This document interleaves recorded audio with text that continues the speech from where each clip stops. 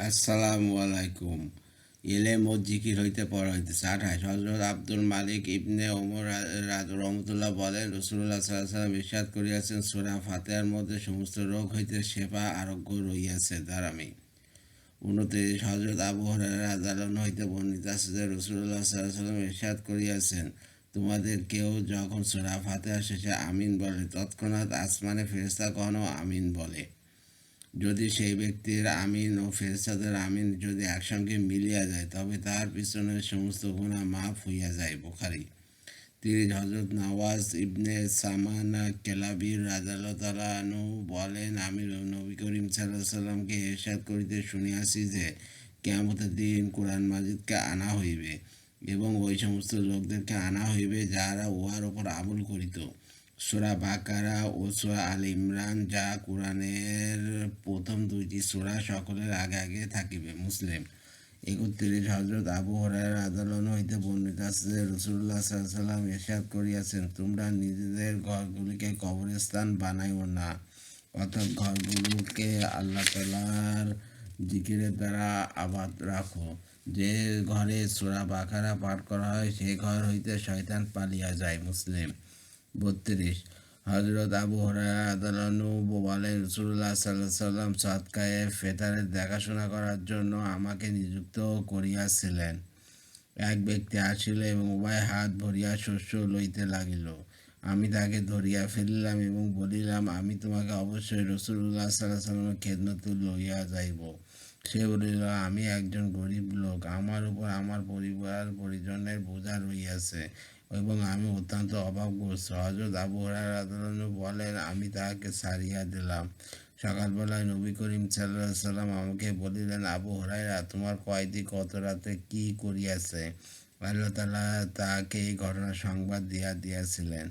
আমি আরজ করিলাম, ইয়া রাসূলুল্লাহ, সে তার অত্যন্ত অভাবগ্রস্ততা ও পরিবার পরিজনের বোঝার অভিযোগ করিল। এই কারণে তাহার প্রতি আমার দয়া হইল এবং তাহাকে ছাড়িয়া দিলাম। তিনি বলিলেন, সাবধানে থাকিও, সে তোমার সহিত মিথ্যা বলিয়াছে, সে আবার আসিবে। রাসূলুল্লাহ সাল্লাল্লাহু আলাইহি ওয়াসাল্লাম এরশাদের কারণে আমার দৃঢ় বিশ্বাস হইয়া গেল যে সে আবার আসিবে। সুতরাং আমি তাহার অপেক্ষায় রহিলাম। সে আসিল এবং দুই হাতে শস্য ভরিতে লাগিল। আমি তাকে ধরিয়া বলিলাম, তোমাকে অবশ্যই রাসূলুল্লাহ সাল্লাল্লাহু আলাইহি ওয়াসাল্লামের নিকট লইয়া যাইব। সে বলিল, আমাকে ছাড়িয়া দিন, আমি অভাবগ্রস্ত, আমার উপর আমার পরিবার পরিজনের বোঝা রহিয়াছে, আগামীতে আর আসব না। আমি তাহার প্রতি দয়া হলো এবং তাহাকে ছাড়িয়া দিলাম। সকালবেলা রাসূলুল্লাহ সাল্লাল্লাহু আলাইহি ওয়াসাল্লাম আমাকে বললেন, আবু হুরায়রা, তোমার কয়েদির কি হইল?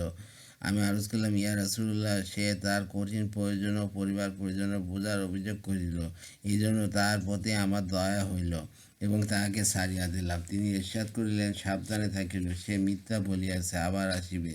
সুতরাং আমি আবার তাকে রইলাম। সে আসিল এবং উভয় হাতে শস্য ভরিতে লাগিল। আমি তাকে ধরিয়া বলিলাম, আমি অবশ্যই তোমাকে রাসূলুল্লাহ সাল্লাল্লাহু আলাইহি সাল্লামের নিকট লইয়া যাইব। এই তৃতীয়বার এবং শেষ সুযোগ। তুমি বলিয়াছিলে আগামীতে আসিবে না, কিন্তু আবার আসিয়াছ।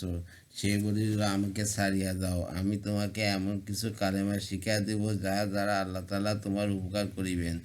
আমি বলিলাম, সেই কালেমাগুলি কি? সে বলিল, যখন তুমি নিজের বিছানায় ঘুমাতে যাও, তখন আয়াতুল কুরসি পড়িয়া লও। তোমার জন্য আল্লাহ তাআলার পক্ষ হইতে একজন হেফাজতকারী নিযুক্ত থাকিবেন এবং সকাল পর্যন্ত তো কোনো শয়তান তোমার নিকট আসিবে না। সকালবেলা রাসূলুল্লাহ সাল্লাল্লাহু আলাইহি ওয়াসাল্লাম আমাকে বলিলেন, তোমার কয়েদির কি হইল? আমি আরজ করলাম, সে বলিয়াছিল যে আমাকে এমন কয়েকটি কালেমা শিক্ষা দিবে, যাহা দ্বারা আল্লাহ তাআলা আমার উপকার করিবেন। অতএব আমি তাহাকে এবারও ছাড়িয়া দিলাম। রাসূলুল্লাহ সাল্লাল্লাহু আলাইহি ওয়াসাল্লাম বলিলেন, সেই কালেমাগুলো কি ছিল?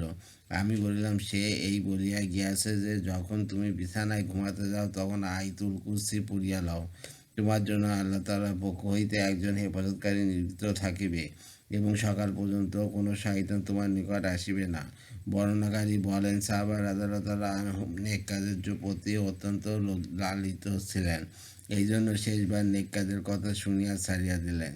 রাসূলুল্লাহ সাল্লাল্লাহু আলাইহি ওয়াসাল্লাম ইরশাদ করিলেন, মনোযোগ সহকারে শোনো, যদিও সে মিথ্যাবাদী, কিন্তু তোমার সহিত সত্য কথা বলিয়া গিয়াছে। এ আবু হুরায়রা, তুমি কি জানো, 3 রাত যাবৎ তুমি কারোর সহিত কথা বলিতেছিলে, আমি বলিলাম, না। তিনি ইরশাদ করলেন, সে শয়তান ছিল, এভাবে ধোঁকা দিয়া সৎকার মাল কমায় দিতে আসিয়াছিল। বুখারী।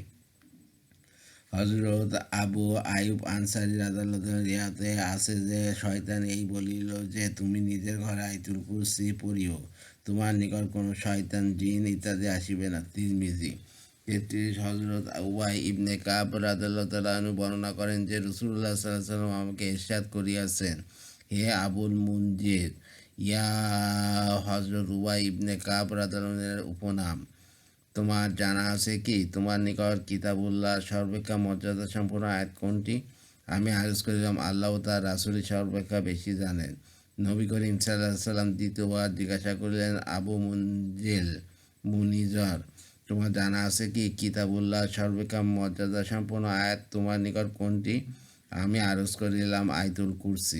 তিনি আমার সিনার উপর হাত মারিলেন, যেন এইরূপ উত্তরের কারণে সাবাস দিলেন, এবং ইরশাদ করিলেন, হে আবুল মুনজির, তোমার জন্য এলেম মোবারক হোক। মুসলিম।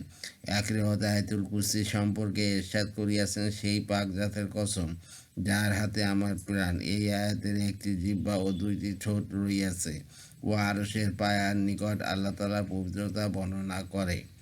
৩৪। হযরত আবু হুরায়রা রাদিয়াল্লাহু আনহু হইতে বর্ণিত আছে যে, রাসূলুল্লাহ সাল্লাল্লাহু আলাইহি ওয়াসাল্লাম ইরশাদ করিয়াছেন, প্রত্যেক জিনিসের একটি চূড়া হয়, যা সবার উপরেও সর্বোচ্চে থাকে। কুরআন কারীমের চূড়া হইল সূরা বাকারা। উহাতে একটি আয়াত এমন আছে, যা কুরআন শরীফের সমস্ত আয়াতের সর্দার, তার তা আয়াতুল কুরসি। তিরমিজি। ৩৫।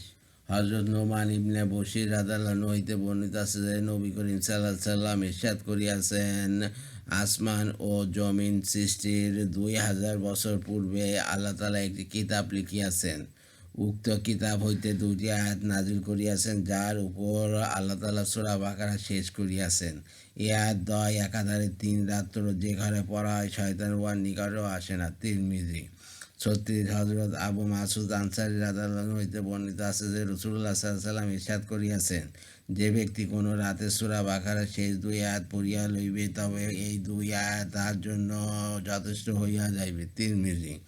ফায়দা: ২ আয়াতের যথেষ্ট হওয়ার ২ অর্থ। এক, এই যে উহার পাঠকারী সেই রাতের সকল খারাপি হইতে নিরাপদ থাকিবে। দ্বিতীয়, এই যে এই ২ আয়াত তাহাজ্জুদের স্থলে হইয়া যাইবে। নাবাবী। ৩৭। হযরত ফাদালা ইবনে ওবায়েদ ও হযরত তামিম দারী রাদিয়াল্লাহু তাআলা আনহুম হইতে বর্ণিত আছে যে, নবী করিম সাল্লাল্লাহু আলাইহি ওয়াসাল্লাম ইরশাদ করিয়াছেন, যে ব্যক্তি কোনো রাতে ১০ আয়াত তেলাওয়াত করে, তাহার জন্য ১ কিন্তার লেখা হয়, আর ১ কিন্তার দুনিয়া ও দুনিয়াতে যাহা কিছু আছে সমুদায় বস্তু হইতে উত্তম। ৩৮। হযরত আবু হুরায়রা রাদিয়াল্লাহু তাআলা আনহু বর্ণনা করেন যে, রাসূলুল্লাহ সাল্লাল্লাহু আলাইহি ওয়াসাল্লাম ইরশাদ করিয়াছেন, যে ব্যক্তি রাতে ১০ আয়াত তেলাওয়াত করিবে, সে উক্ত রাতে আল্লাহ তাআলার ইবাদত হইতে গাফিল লোকদের মধ্যে গণ্য হইবে না। ৩৯। হযরত আবু হুরায়রা রাদিয়াল্লাহু তাআলা আনহু বর্ণনা করেন যে, রাসূলুল্লাহ সাল্লাল্লাহু আলাইহি ওয়াসাল্লাম ইরশাদ করিয়াছেন, যে ব্যক্তি রাতে ১০০ আয়াত তেলাওয়াত করিবে, সে উক্ত রাতের ইবাদতকারীদের মধ্যে গণ্য হইবে না। ৪০। হযরত আবু মুসা রাদিয়াল্লাহু তাআলা আনহু হইতে বর্ণিত আছে যে, রাসূলুল্লাহ সাল্লাল্লাহু আলাইহি ওয়াসাল্লাম ইরশাদ করিয়াছেন, আশআর কওমের সফরসঙ্গীরা যখন আপন কাজকর্ম হইতে ফিরিয়া নিজ নিজ অবস্থানস্থলে কোরআন শরীফ পড়ে, তখন আমি তাহাদের কোরআনে কারীম পড়ার আওয়াজকে চিনিতে পারি, আর রাতে তাহাকে কোরআনে মাজিদ পড়ার আওয়াজ দ্বারা তাহাদের অবস্থানস্থল সম্পর্কেও জানিতে পারি, যদিও আমি তাহাদিগকে দিনের বেলা তাদের অবস্থানস্থলে অবতরণ করিতে দেখি নাই। মুসলিম।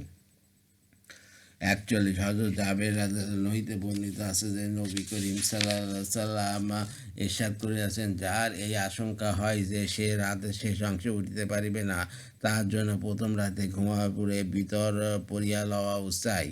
আর যাহার রাতের শেষ অংশে উঠিবার আশা হয়, তাহার জন্য শেষ রাতে ভিতর পড়া চাই।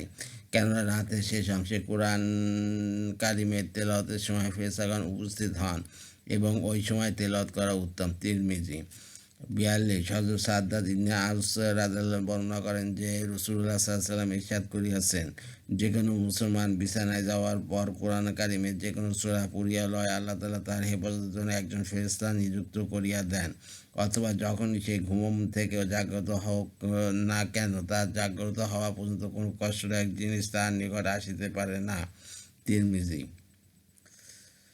এই পর্যন্ত পড়লাম। আপনার হচ্ছে মুনতাখাব হাদিসে এলেম ও জিকির হইতে পড়া হইছে। আর আমার ইউটিউব চ্যানেল রিপন কোরাস, ওইটাকে আপনারা সাবস্ক্রাইব করবেন, দয়া করে লাইক কমেন্ট শেয়ার দেবেন আমার ভিডিওতে বেশি বেশি, এতে আমি উৎসাহিত হই। রিপন কোরাস হচ্ছে আমার ফেসবুক পেজ, ওইটাকে আপনারা ফলোতে রাখতে পারেন। আর সবাই ভালো থাকবেন, সুস্থ থাকবেন আর স্বাভাবিক থাকবেন। আল্লাহ হাফিজ।